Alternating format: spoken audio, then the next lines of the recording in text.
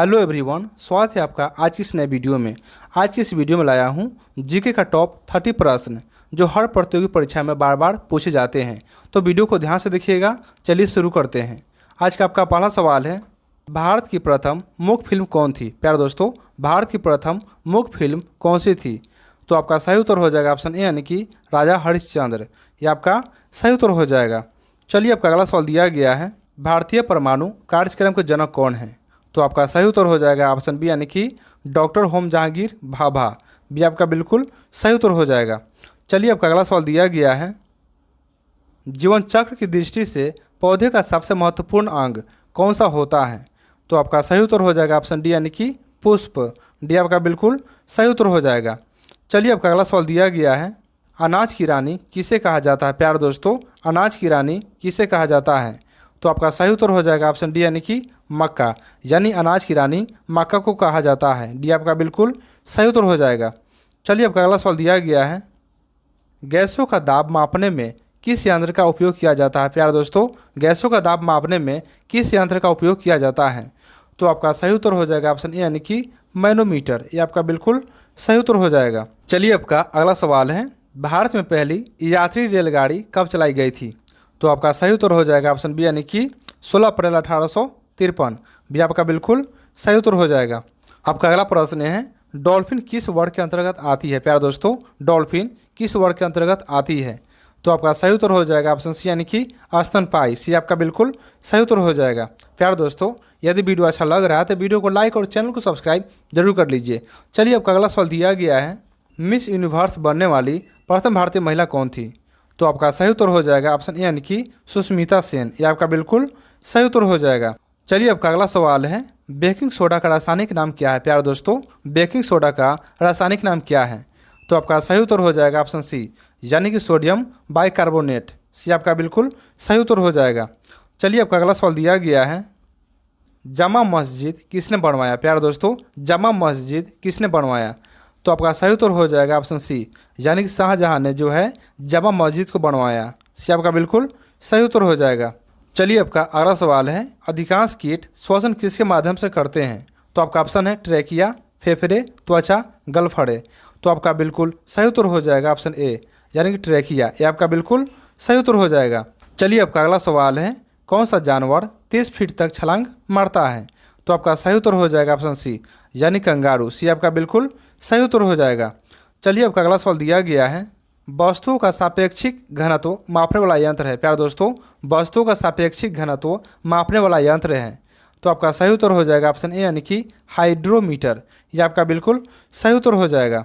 चलिए आपका अगला सवाल दिया गया है, भारत का सबसे बड़ा रेगिस्तान कौन सा है? प्यारे दोस्तों, भारत का सबसे बड़ा रेगिस्तान कौन सा है?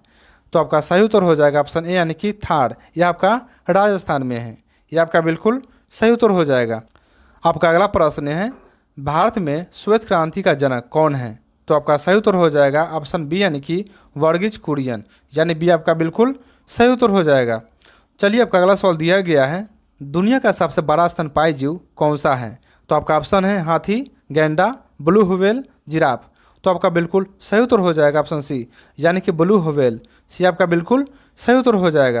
आपका अगला प्रश्न है, URL का पूर्ण रूप है? प्यारे दोस्तों, URL का पूर्ण रूप है।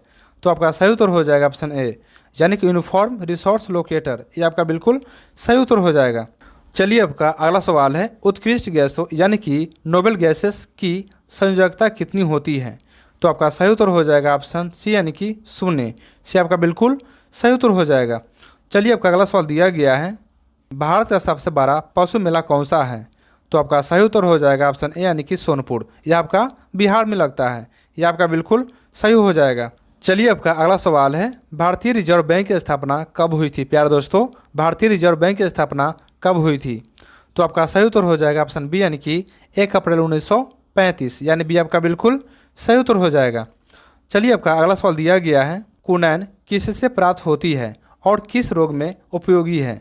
तो आपका सही उत्तर हो जाएगा ऑप्शन सी यानी कि सिनकोना से प्राप्त होता है और यह जो है मलेरिया रोग के लिए उपयोगी है। सी आपका बिल्कुल सही हो जाएगा। आपका अगला सवाल है, दुनिया का सबसे बड़ा फूल कौन सा है? प्यारे दोस्तों, दुनिया का सबसे बड़ा फूल कौन सा है? तो आपका सही उत्तर हो जाएगा ऑप्शन डी, यानी कि रिफ्लेशिया जो है दुनिया का सबसे बड़ा फूल है। डी आपका सही जवाब हो जाएगा। चलिए आपका अगला सवाल है, जल के भीतर उत्पन्न ध्वनि तरंगों की गणना करने वाला यंत्र कौन सा है? तो आपका सही उत्तर हो जाएगा ऑप्शन ए, यानी कि हाइड्रोफोन। यह आपका बिल्कुल सही जवाब हो जाएगा। चलिए आपका 25 नंबर सवाल है, भारत का सबसे ऊंचा बांध कौन सा है? प्यार दोस्तों, भारत का सबसे ऊंचा बांध कौन सा है? तो आपका सही उत्तर हो जाएगा ऑप्शन ए, यानी कि टिहरी बांध। यह आपका उत्तराखंड में है। यह आपका बिल्कुल सही जवाब हो जाएगा। आपका अगला प्रश्न है, रेल इंजन का निर्माण किसने किया था? प्यार दोस्तों, रेल इंजन का निर्माण किसने किया था? तो आपका सही उत्तर हो जाएगा ऑप्शन बी, यानी कि जॉर्ज स्टीफेंस। भी आपका बिल्कुल सही जवाब हो जाएगा। चलिए आपका अगला सवाल है, हल्दी पौधे का खाने योग्य भाग क्या कहलाता है?